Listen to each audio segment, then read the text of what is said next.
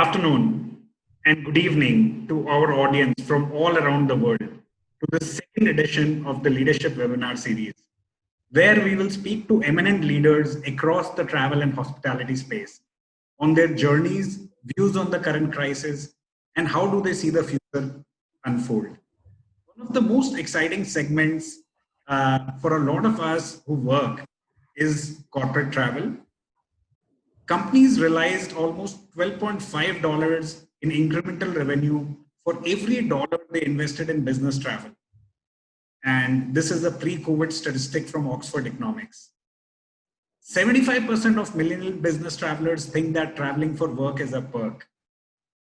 More than 40% of business trips are extended for leisure purposes, and business trips and conferences and conventions are more likely to become a pleasure trip. It's a big trend. In some flights, business passengers represent 75% of airlines' profits. Joining me for this very, very exciting chat on corporate travel is Mr. Ashish Kishore, who's the Managing Director at American Express Global Business Travel India. My name is Apurv Chamadia, and I'm the Chief Revenue Officer at RateGain. We'll be recording the session for the benefit of some viewers who haven't been able to log in due to last moment work. Ashish is a very, very dear friend and a travel industry veteran who's worked with Cox and Kings, Express Holidays, Make My Trip, Great India Tour Company, Kuoni, Yatra, was the Managing Director at Dinata India, and is now the Managing Director for Amex GPT India. So Ashish, first of all, a very, very warm welcome to you. And thank you so much for agreeing to this chat. This is a very exciting segment, and all of us are looking forward to hearing your views. Hey, Purva, thank you. Thank you very much for inviting. It's a great opportunity to actually discuss and share the view with the public around the world. So yeah, thank you very much for the opportunity. So Ashish, the elephant in the room question is everybody's mind is on recovery. So I'll start with the tough question first. What do you think about recovery, and which segment do you think will recover first? Domestic corporate travel, international corporate travel?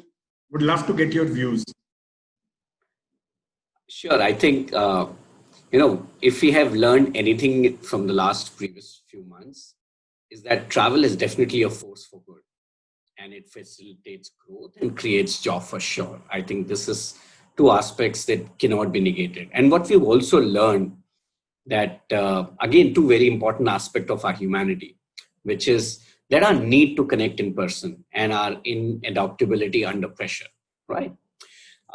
With these two elements as context, I think there are plenty of people who wants to really dust off the suitcase and get back to home. And we strongly believe that there's going to be a pent-up demand as soon as the situation normalizes. It would start with domestic, of course, but then international will come back, because there is nothing short than the power of presence. While we are chatting with each other, I would love to sit in front of you and have a coffee. I think we cannot take that experience away, Apurva, right? So while we can be functionally available, but you can't deny the power of presence, signing that big deal and having a nice meal in the evening. I think all that is part of who we are. So demand will definitely come back. In shape, form, and time is something that needs to be seen. And that's probably the challenge. But I'm absolutely convinced that business travel is definitely going to come back. I couldn't agree more. I know we are all eager to go out, meet customers, partners, and we are all waiting for that. So I would ask my colleague Aditi to just go live with the poll. The first poll question, which we would love to hear from our audiences on Facebook, Twitter, LinkedIn, and Zoom, is with Asia an outsourcing hub for many businesses across the globe. A lot of travelers are waiting to get across to Asia and travel within Asia. Which category of corporate travel will rebound first? Aditi?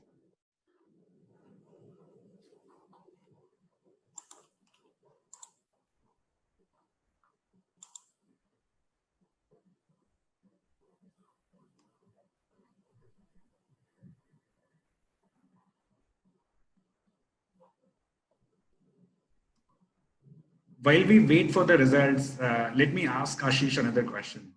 So when you think about corporate travel, domestic travel recovering first, uh, Hmm.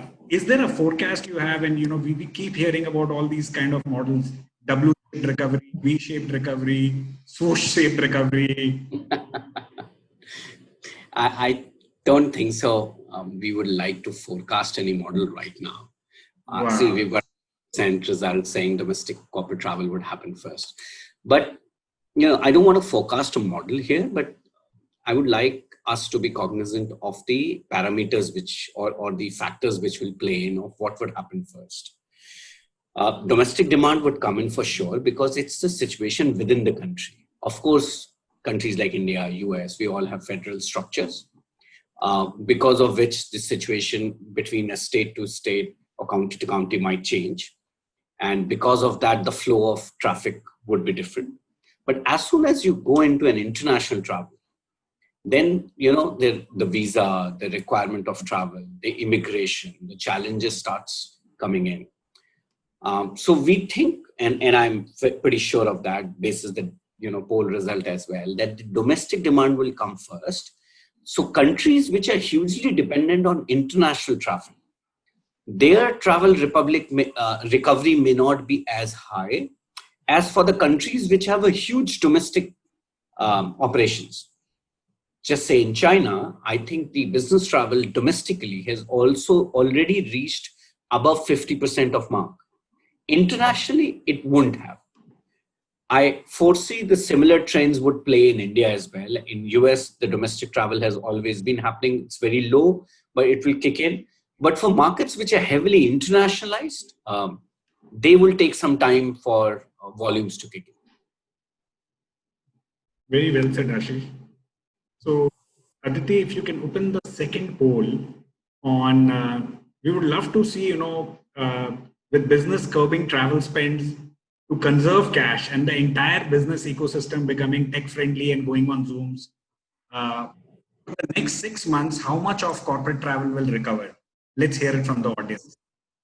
Sure. There'll be a good data to see.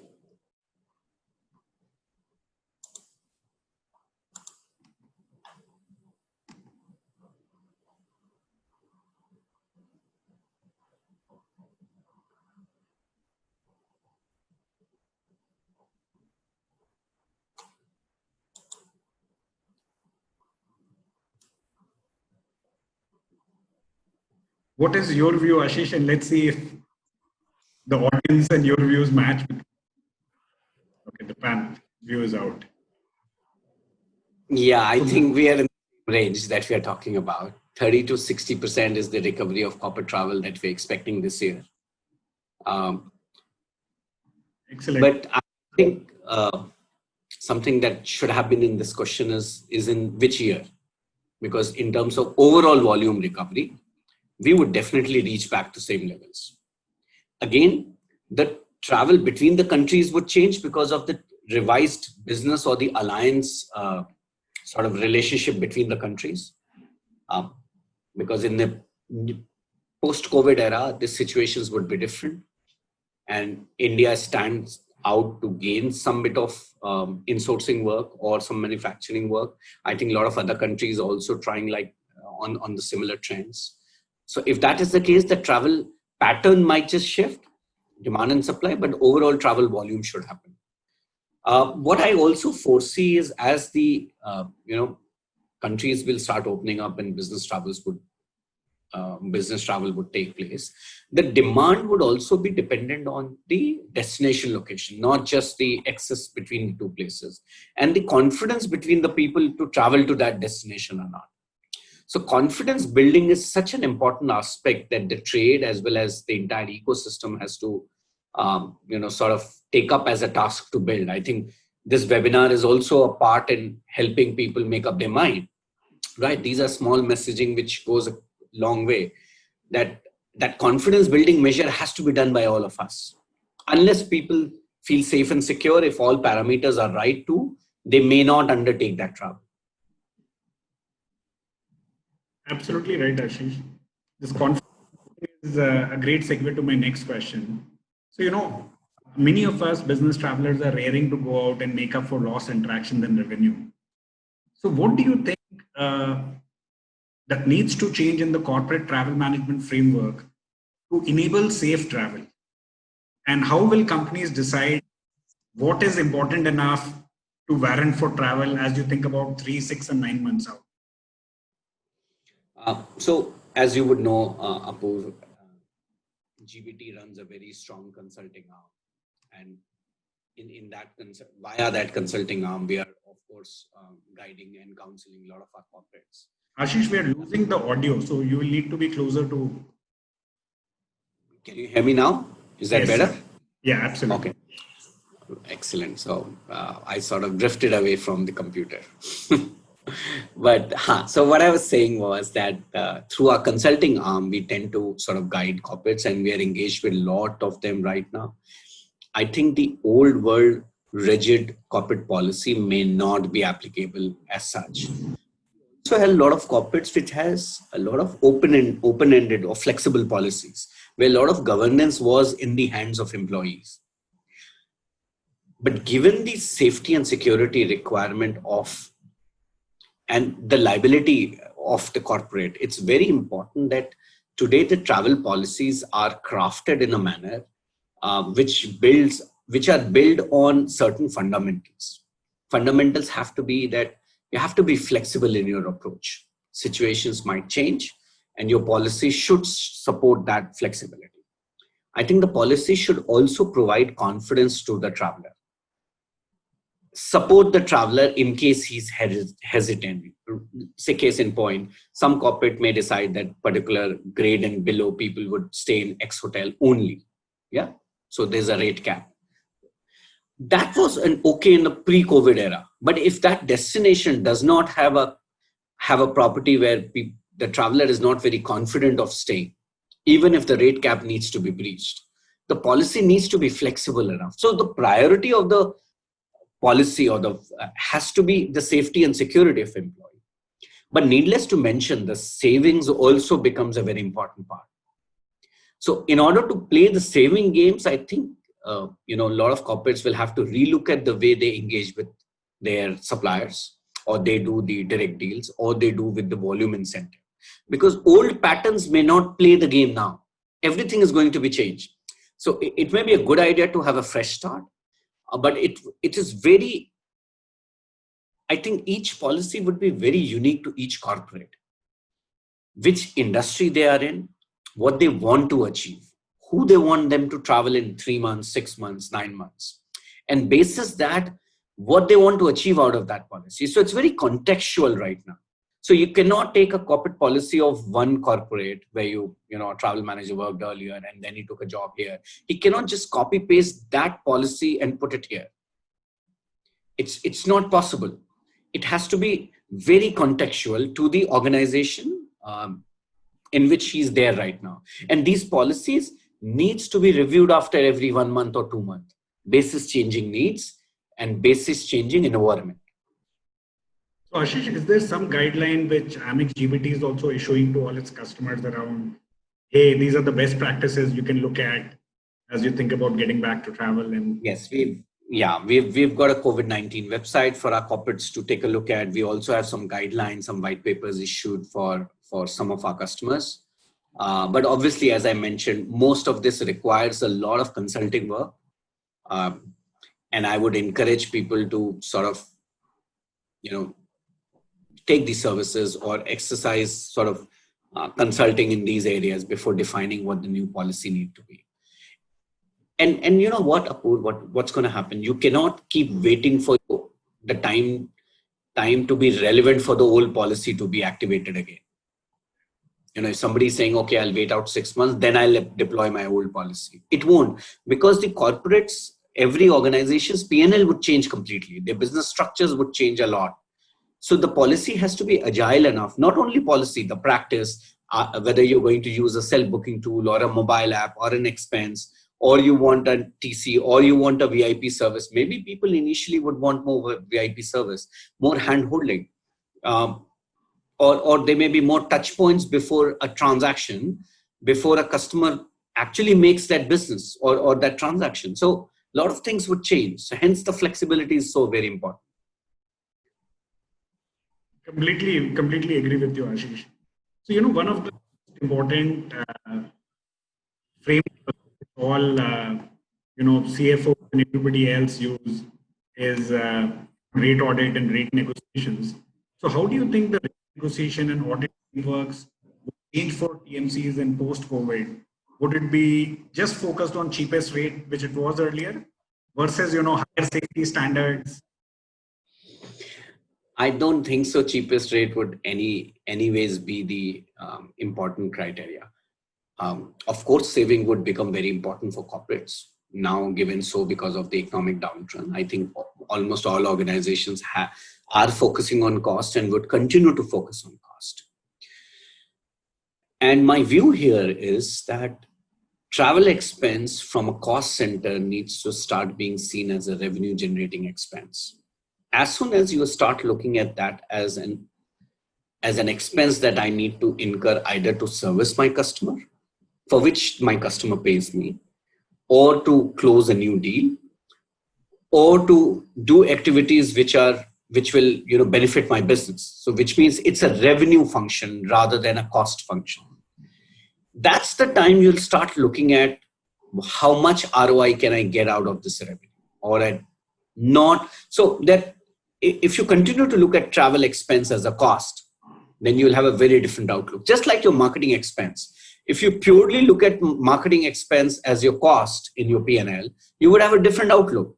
But the time you start looking at your marketing expense as the cost to acquisition, you will have a very different outlook, or value enhancement in your brand, or your overall enterprise value. You will start looking at your branding activities or the marketing functions very differently. Something similar would happen to travel now, because in the initial phase, each travel will get approval from the senior most authority in the organization. So earlier, which was a BAU activity, will now get a lot of senior executive focus. And they're going to ask, if my sales team needs to travel to close a deal, but the guy is not comfortable staying at the X rate, he would look at the ROI of the traveler staying at a slightly expensive property, provided he gets to close a deal. This is a very different outlook than a typical procurement or a cost outlook. Yes, after a while, a pattern would emerge. And from that pattern, we can definitely start working into, the lowest cost, and, you will know which hotels are safe to stay, which hotels are following protocols effectively, which airlines are more effective in their safety security parameters. Right now, nobody can say anything what's going to happen. So we have to actually wait for the whole pattern to emerge again. Whatever we had needs to be sort of seen as a distant data point, but not to be considered right now.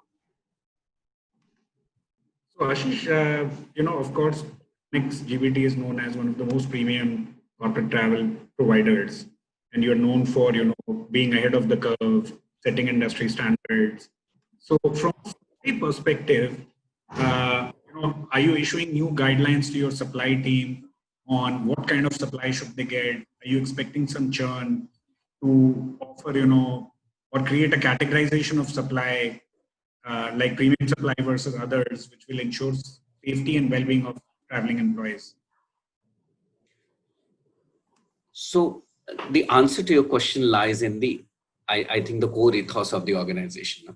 I think we believe in offering the best choice to our customers. So in order to provide that, what we are also doing, and we continue to do even pre-COVID as well, is engage with customers to know exactly what they need, work very closely with them, and then also work very closely with our partners to sort of communicate the thoughts that the market or the customer base is having. So it's a two-way communication. We work extremely closely with our partners, and our relationship with our partners is not short-term. These are generally very long-term partnerships. And we try and ensure that our customers get best of the choice from our partners, and our partner gets best of the customers to stay in. So it's a triangulation conversation. Of course, our knowledge and the experience and the exposure to so many customers help guide our partners in terms of what they should be doing. On the reverse side, our partners also share with us what they're doing, which we very openly and transparently share with our travelers or our customers, telling them that what are the best models to choose from. As far as us creating categories, as you mentioned, see, I think we primarily take more consulting approach than just hardcore categorization approach. We welcome all content. We offer all content to our customer. But so that's the power of American Express GPT, the powerful backing of Amex, that we've got probably the world's largest content available with us, which we offer to our traveler. Now, what he wants to choose is where the consulting practice comes into play, or a client management relationship conversations come. But we don't categorize businesses. You're not categorizing. And are you exposing more of reassurance content on your booking engine, booking tool, or email recommendations? Correct. So that we do. So our booking engine definitely offers certain, ratings, and, we categorize some bit of our content that we offer. But that's largely around safety, security, and stuff like that. So, Ashish, we are hearing a lot of, and I've been speaking to various CEOs and CEOs, and people are saying there will be a rise in stay vacation. This is on the leisure side. But there would be rise in corporate travel, like commute by car, commute by more individual. So land and book a car. India has never been a market where people have liked to self-drive because labor is so cheap and this thing. So do you see that becoming an important part of corporate travel, where companies like you would be offering book a car kind of a service? See, transport has always been part of our service offering. Not only ours, I think it's been an inherent part of corporate travel. But mostly it's been chauffeur-driven, Ashish, versus self-drive? Mostly chauffeur-driven. Mostly it would be for, transfer services or for in-destination services. As far as self-drive is concerned, it's never been very strong in the country, Apurva. And for that, you need massive infrastructure. I still don't see any player investing that much to create that infrastructure. There are players who've been trying for some time, but I don't think so. The overall model is available right now that tomorrow, if I need to travel to Bombay, then I can get down in Bombay and go to a parking lot, pick up a car, and then drive. And am I sure of the hygiene of that car? Am I sure of the sort of insurance of that car? Bits and pieces of this model is available, but not as a holistic model. So until that is prevalent, I see the self-driven offtake slightly lower right now, or whatever, minimal as what's currently happening. But definitely on the other side, chauffeur-driven with proper safety and security, we would definitely see. We would see one more trend, Apurva. We'll see, improvement in the quality of chauffeur-driven services. I don't think so. No one will, even at the personal level, would now accept an unhygienic vehicle or a driver. Completely agree. And maybe earlier we as Indian or personal level, we were okay ki chalo, it's just one transfer and chalta hai. I think now most of us will say no before getting into that cab. We will definitely. And that's where the corporates focus on ensuring that the ground transporters are well priced and they are adequately rewarded for hygiene and safety in their vehicles. Which means the entire transport industry has an opportunity to come out of this commoditization if they play it and plan it correctly. Plan it well. Right? Because commoditization, they will not be able to sustain the hygiene and cleanliness. They may be able to do initially, but then, you really need solid deep pockets and the recurring cash flow to maintain that quality. So, and corporates will now, or the traveler would now no longer accept, substandard hygienic conditions. I think that's forgiven. Completely agree, Ashish. So, Ashish, on duty of care, deliverance of duty of care, what is your view? So what will start, what will stop, and what will continue? So duty of care is a very, very important and touchy point of corporate travel. I think the whole premise of corporate travel management is built on duty of care. Corporates which have very strong duty of care programs inbuilt into travel program have seen the employee efficiency retention go up over the years. And I have experienced that. A good program really helps people to travel.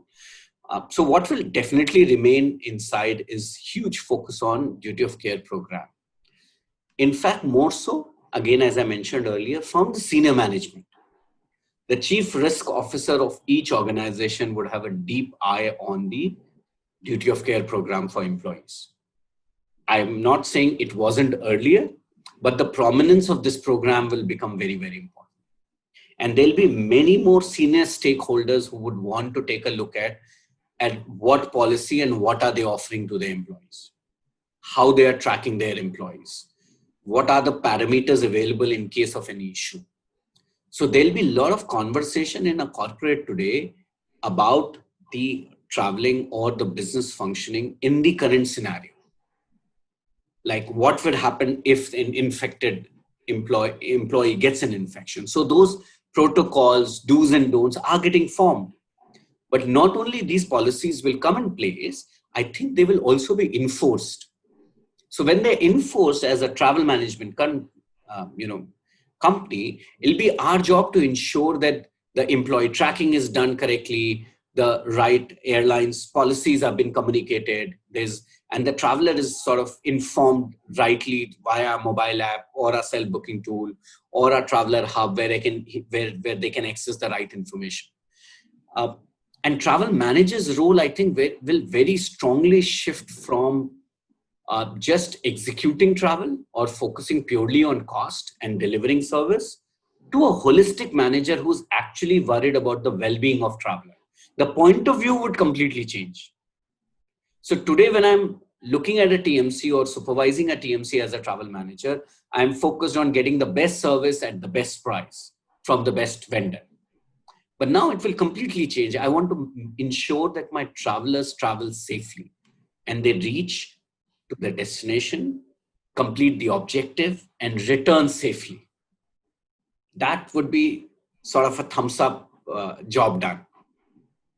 I know we took a lot of this for granted, and now suddenly everybody's going to be sensitive about it. And that's where the roles of travel management company with global networks will become so very important. You cannot now any longer work, or you may, obviously the choice is there with the customer, but you also need deep infrastructure to support these services and knowledge and experience.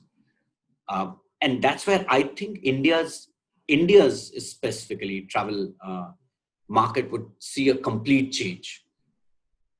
The commoditized buying of the travel management company would stop, because again, these buying would get very senior stakeholders' attention. Now, nobody will hire a vendor. Like, say, case in point, earlier, if you were hiring a facility company, it was generally a decision of the facility manager, right? But now, I think CEO would want to know who's going to do the cleaning services in the facility. Completely agree. So facilities management has moved to the same level as cybersecurity now.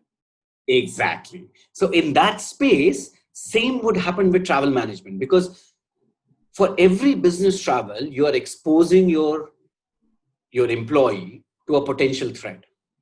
And because he's on company duty and you are responsible within the duty of care guideline, you have to ensure that he's well protected, he's tracked, he's safe, and he's brought back safely with the good experience of travel. Completely agree. At this point, launch another poll. So we Sure. also have, admin heads and procurement heads on the invite and call. So with safety and hygiene concerns ranking the charts, will employees comply more with corporate travel policies or less? Because you've always had rogue employees who have gone ahead and booked on their own. And a lot of companies are also open to employees finding their own deals. So the question is, will this go up or down?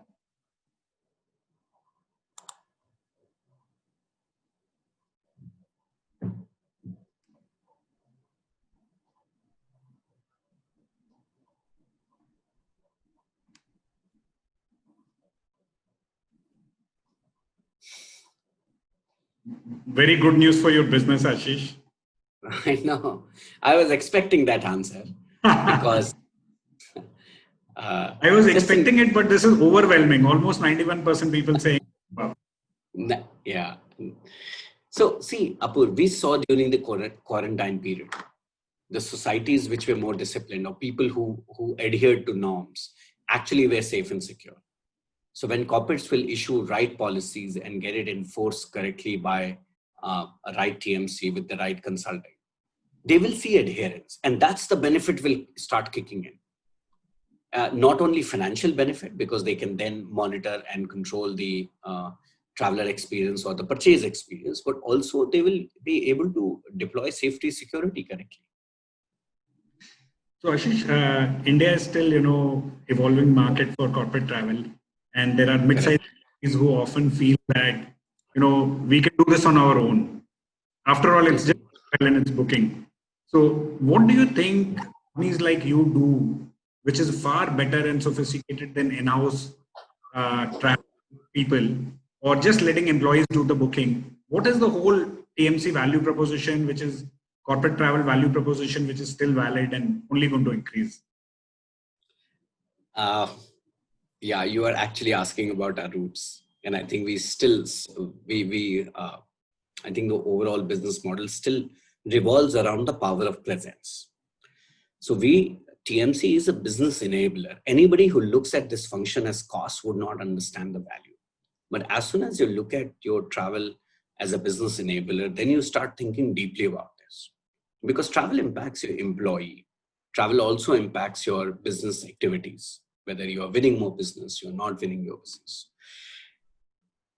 So that's sort of context of why do you need a right TMC. But in the today's era, where the content is so fragmented, you have low cost carriers, you have full service carriers, you have hotels which are GDS hotels, you have hotels which are non-GDS hotels. You also need a single hub for purchasing.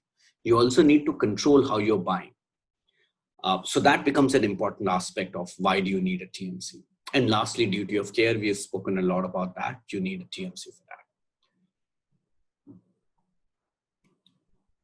So what a corporate genuinely needs is somebody who needs to guide them on these parameters and act as a watchdog when changes are happening. Travel is a very, very dynamic field, as you know. While COVID is something which is globally impacting, we've seen every month there is something or the other happening around the world or within our cities or countries. And that's where your TMC needs to have a couple of things, which is very important. One, it's very important to have the right structure in place. If the DNA of the TMC is not a TMC's DNA, if it's a retail company trying to do a corporate travel job by just hiring people, it's not possible, because you need to have the right structure in place. You have to write compliance structure in place. You have to write safety structure in place, because a lot of your data is going to be with your TMC, including the travel wherewithal of your employees. The cyber security and safety is very important, and your TMC should be adequately certified or covered around that. A lot of payment flows via your TMC, so access to card numbers and stuff. So all those tech is so very important. So if you put all this together, an image of a platform is slowly emerging. A platform which provides you an exceptional service, not like a typical retail platform where your engagement is one time or a product to product basis. Here is your engagement is at institutional level. And more globalization started more with more globalization across the world, the need for somebody who looks at world from a common objective and then start localizing the service to suit each country. You need that expertise as well. So you need to zoom in and zoom out at the same time. So you need a partner who has the ability, knowledge, and infrastructure allowing you to zoom in and zoom out basis your need. Say a company X had a large plant in one country, but now they want to relocate into a Y country. They've done the consulting, everything. But the plant needs to be physically set up in Y country. For that, people would travel. You need a TMC which has the expanse to give you service in X, take that experience, and then put it in Y and guide you saying, Okay, now for why you need all these things to put into your travel policy or make changes for local stuff. And that becomes a very important part of TMC. I think today, global TMCs, as we are called, are so very different from a local TMCs because our business DNA and the business structure is very different. The way we approach the same topic, our objective is not about just issuing a ticket. And that's why we can never be as commoditized as a local company would be. We will never compromise on your data. We will never compromise on employee profile. There are certain set hard rules that a company like GBT will never compromise upon. Cost is a different factor, but and each of these non-compromisable stands in business. We all know about cost money. And because of that, at the beginning, it might just seem that I'm paying slightly higher cost. But in the longer run, when these benefits starts coming in, like when this whole COVID situation happened, because we had the infrastructure, because we had people, we could really take care of our travelers, even when the world was slowly shutting down, and proactively. And we have got huge applause from our global customers of doing the right thing. Now that for a local company with not so deep network across the world would have been very, very difficult. That's the value Indian corporates need to understand and realize, that you may be paying a premium, not a lot of money. And actually that premium is hardly anything. As a percentage, your cost of travel program, this is hardly any percentage. It's just like once we started banking, all of us, first we try and work with a smaller bank, which is easier and nearer. But as the volume of money goes, then we don't want to put our life saving into a smaller bank. We would want the bank to be secure, has large presence, have RBI certification. So anybody who wants a solid, secure, strong organization to back need to look at global TMCs. So that's what our value prop is. Absolutely. So Ashish, earlier a lot of TMCs would have what we used to call implants. So people in the office and doing that. Do you think this whole TMC world, digitalization will accelerate? And instead of having this, employees will say, hey, we would prefer just a booking engine. And I think TMCs have always been forward-looking and you've had a booking engine, but corporates have been slow to adopt. Everybody is used to picking up the phone, calling the implant or sending an email or walking to their desk. So do you think that era is gone now or will go away gradually? So as you know, Apurv, and everybody would know that retail technology moves faster than the institutional technology, the enterprise technology, and the adoption for that as well. India typically is again an example where it's a user-driven push into institutions. While the TMCs were always ready with right amount of tech, it's the institutional nature of these corporates which sort of always was taking a conscious call whether to go online, not to go online, what about cybersecurity, how will I enforce policy. There were lots of questions, and rightly so. There's a practice which is running nicely. Was there a need to change it? So everybody was exploring and understanding. But just to let you know, almost just before pre-COVID, we had double-digit percentage of our customers who were online and were very quickly adopting our mobile app. Post-COVID, we have seen massive acceleration into the practice of saying, I need digital technology at our, to be deployed. And our deployment and implementation team has never been busier. So last 3 months, I think so many corporates have said, give me the tools, and we've gone ahead and set up a plan for them. As you rightly said, the digitalization has accelerated, Apurva. However, my personal gut feel is for next 6 to 12 months, in spite of all the digital assets, I will use the word, a traveler would need, he would still want to call up or touch base with a human being before taking that first or second or third travel. It is about confidence building. It is about checking, I am taking a flight to Chennai. I hope I won't get quarantined for 14 days. Even if I have read it, I'm still getting those calls. And fair enough. That's why you need to provide you that service, right? So I think it's starting with the quarantine discussions within the country. It will very slowly move into how are the parameters, what are the challenges at immigration. So the lot of conversations would happen, and we will support our traveler. I think that's what our core duty is. Booking would very soon happen online, and we're seeing some massive adoptions on that level. So thank you. That was my reading as well. Or COE or the call center, we say center of excellence would be dead. They will coexist for a while, but then the world will take its own changing trends. So Ashish, in corporate travel also there are various segments. So you have, say, incentive-related travel, you have conferences, you have like sales-related travel, and leisure had become a big trend where people who were traveling a lot would mix fun with it, take an extra day, or even in the evenings once you got free from office, go and look out.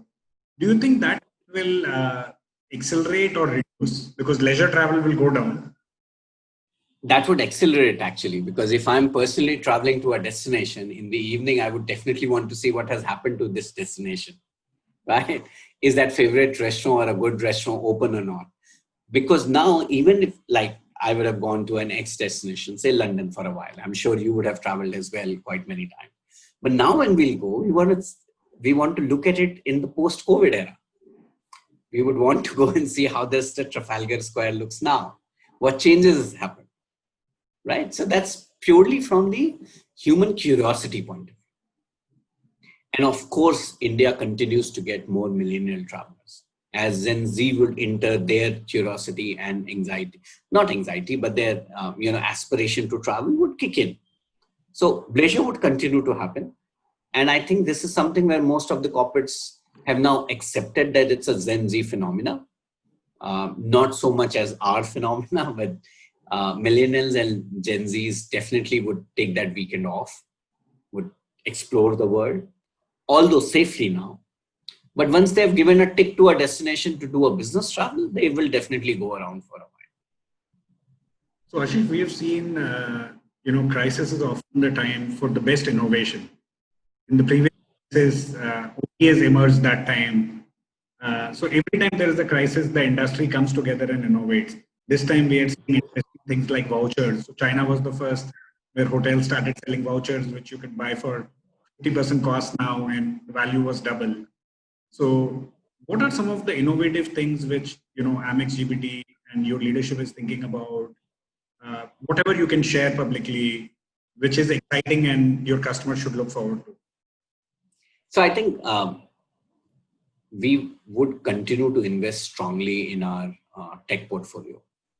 I think in spite of the cost pressures like any other organization, something that we are not shying away from, ensuring that we have enough investment in our platform and continue to add more content, because that's the core of offering the right service.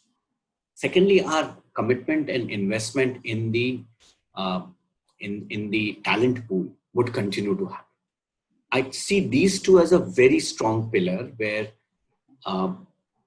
any organization may shy away from investment, but we think this is the time for us to, really invest in these two aspects so that once the crisis is over, we come back much more stronger. So we have anyways financially fairly strong. We have a great brand. We have a powerful backing of American Express. These are some very, very unique positions and very strong position to have. We have a great board and great set of investors across the organization, wide network, amazing talent. So it's in the journey of the enterprise. This is just 1 year's blip, and we get that there's pressure. So globally, we've decided into a reset respond phase from where we moved into a reset phase. But the reset phase is all about coming back stronger.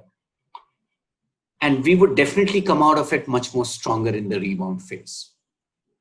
So our customers would definitely gain from our experience and our investments as we continue on into the businesses. And that would be the innovation they would see. I can't reveal much about it, but they would experience as they would, we will come out into the rebound phase. But travel Apur, sorry, I'm just saying, travel would see a lot of innovation on the pricing side, on the content side. And I think each service provider is right now thinking very strongly how to innovate. And I think that would overall become part of the subset of the entire innovation. So as Ashish, more and more corporate travelers become younger, in US, Europe, you've seen some really disruptive corporate travel companies like TripAction, Travel Perks. Recently, a Bangalore-based company raised a lot of money with the core value proposition that if an employee stays with relatives or stays in a category which is lower than his entitlement, they get some points which they can redeem. Uh, there are some very interesting things being done to in corporate travel to cater to millennial travelers, younger travelers, and the alignment between spending more versus spending appropriately. How important is mobile as a part of your strategy, like the mobile app and really being very, very DIY? So I think as GBT, since the formation of the joint venture, a massive investment has gone into our tech platform. And today we have a very strong mobile app, which is probably one of the best in the country as far as governed institutionalized app is concerned. A lot of retailing feature. And a lot of work is happening, as I mentioned earlier, in terms of innovation. Our continuous investment in that phase would continue. As you rightly said, a lot of corporates or organizations are coming and raising funds, but they are generally focusing on one segment of business, right? And they're focusing on one problem. And our view to that is it's good to have a very healthy ecosystem which gains investment, which focuses on a problem and offers a solution. Because our view to the problems is also based on the customer subset that we have or we are prospecting. So if there is an innovation or something is happening, we obviously welcome, we learn from it, and we evolve and imbibe it. So yeah, I guess that's what our position on that is. But yes, mobile app, if you'll see, for a corporate traveler, he can download an Amex GBT app. He can do everything there, from notifications to his baggage to his, Excellent. check. Everything is happening there.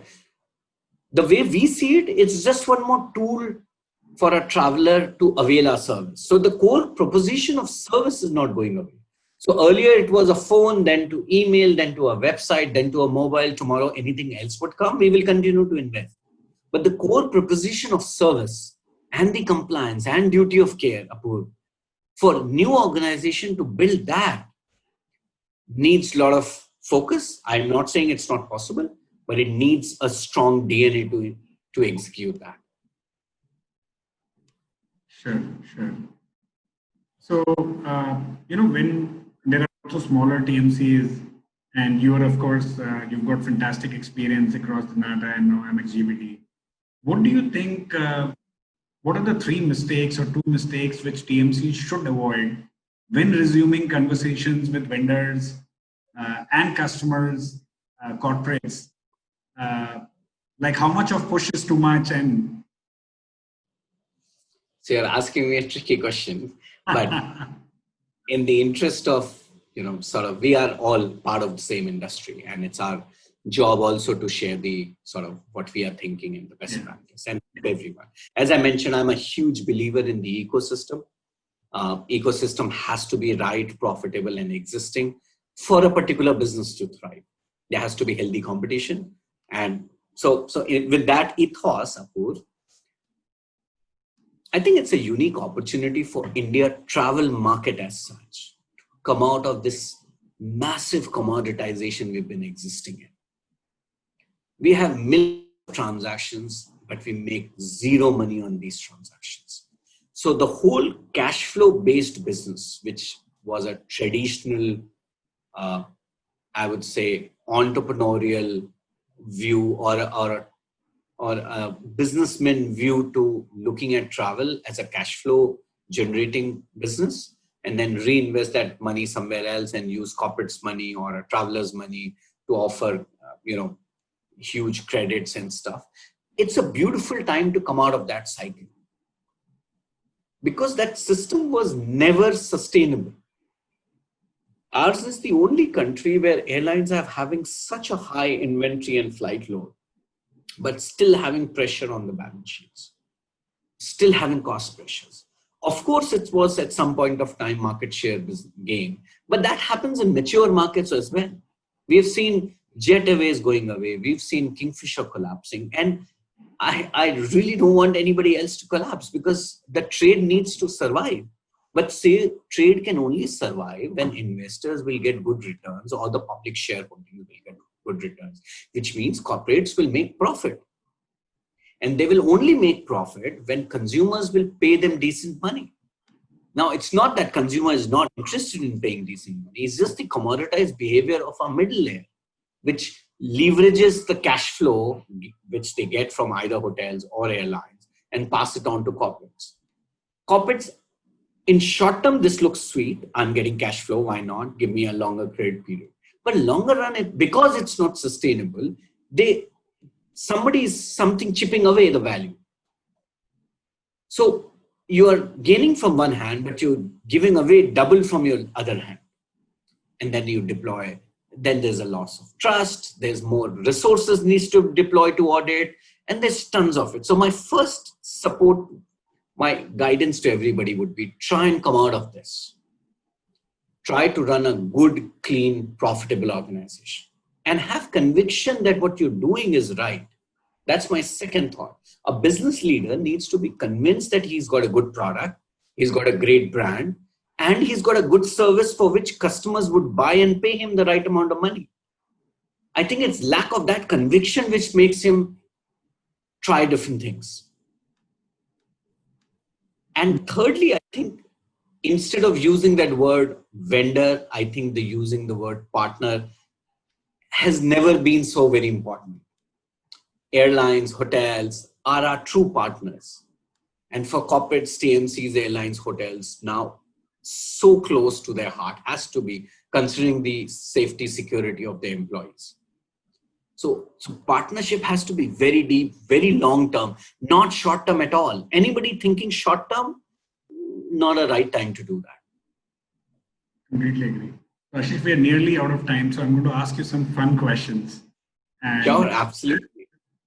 Whatever is on top of your minds. So, easy one first. So, long weekend holiday. Would you go and play golf? Would you visit a museum? Or would you just stay home and spend time with your family? I think I'll go out and meet certain family members which I've not been able to meet for some time. I will go out for sure, but I would go and meet, close relatives which we've not been able to touch base with. Very good. You get full marks from your family for saying that, so you're safe. Nice. What is your next travel destination once things open up? Where would you like? I think I would be going to US for sure to sort of, but fun place. I think I would want to go to a beach and relax for a while. You've traveled so much, Ashish. You've been a part of travel companies for so long. Which is the best hotel you've ever stayed in, and why? Best hotel was a castle called Mer Hall. It's on the near Edinburgh. It's an old castle, huge golf course, and just great experience staying there. Just a beautiful, lot of history. And the second hotel which I really love is Falaknuma, and just because of the sheer history it offers. Well, if you go around and do the palace tour, and the long dining table and the Nizams, the tales of Nizam is just so overwhelming that our heritage was so strong. So these two, and I love the food at Falaknuma. So completely agree. It's one of my favorite hotels as well. Which is your favorite airline? This is a tricky question. I don't want. I don't want to answer that. But I will. I recently experienced travel with my family to US, and I experienced the Q suite of Qatar, and I found it really amazing experience. First of all, you had the privacy, and everybody was sitting together. It was a long flight, and we could experience. So great experience there, and an amazing service by Qatar. So brilliant. So I really enjoyed that. Thank you. So, water, wine, espresso, or smoothie? Drink of I think wine right now. very nice. I think it's evening. The weather is good. We could all do with a glass of Right. wine. Absolutely. And the power of presence, Apur. We should meet and have a glass of wine. Absolutely, absolutely, absolutely. Beach or mountains, Ashish? What really appeals to you? Beach, as I mentioned, I really want to go out and You want to get to a beach. in the beach. Which is the best book you've read, or any memorable book and struck you as very unique about it? Ah, there are quite a lot.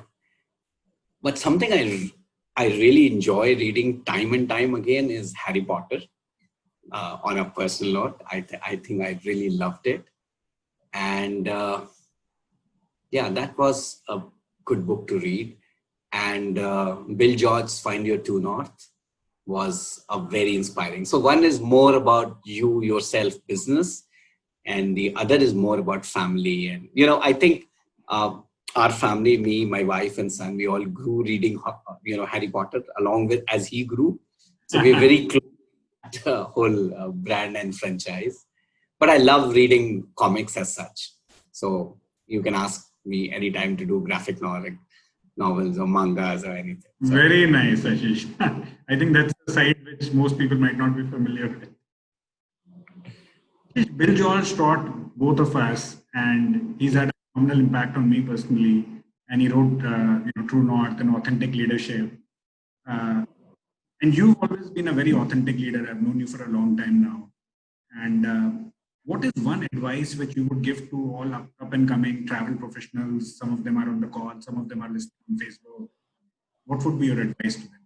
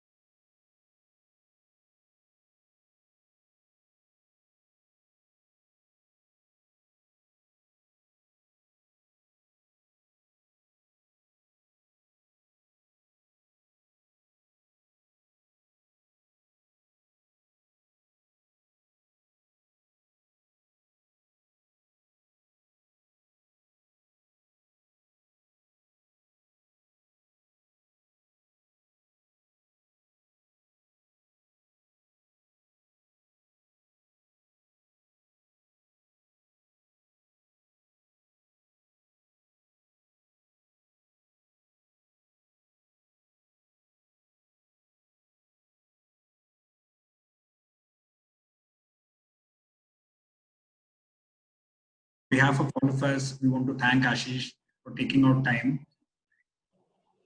my pleasure, Apurva, and thank you, everyone. I hope whatever I blabbered or said during the course of last 1 hour, everybody got something positive out of it. Anytime you guys want to reach out, I'm available on LinkedIn. Happy to help the industry, happy to help people. If you have a business challenge, please throw it at us. I think Apurva is a great strategist. I would love to chip in. This is a time where all needs to come together. So yeah, that's the good part. And thank you, Apurva, for this opportunity. Great conversation. Some very tricky questions, huh? You really tricked me. Thank you. Well, good. Yeah. Thank you. Have a good weekend. And we will continue these series of conversations. So, our next fireside chat is with Saurabh Rai, who's the head of preferred hotels and resorts for Southeast Asia, Middle East, Africa, and Australasia. This is on the 11th June, and the series continues. See you next week. Then, signing off, this is Apurv Chamaria, Chief Revenue Officer at RateGain, your host for these series of leadership chats. Thank you. Stay safe and have a Bye. great weekend. Bye, everyone.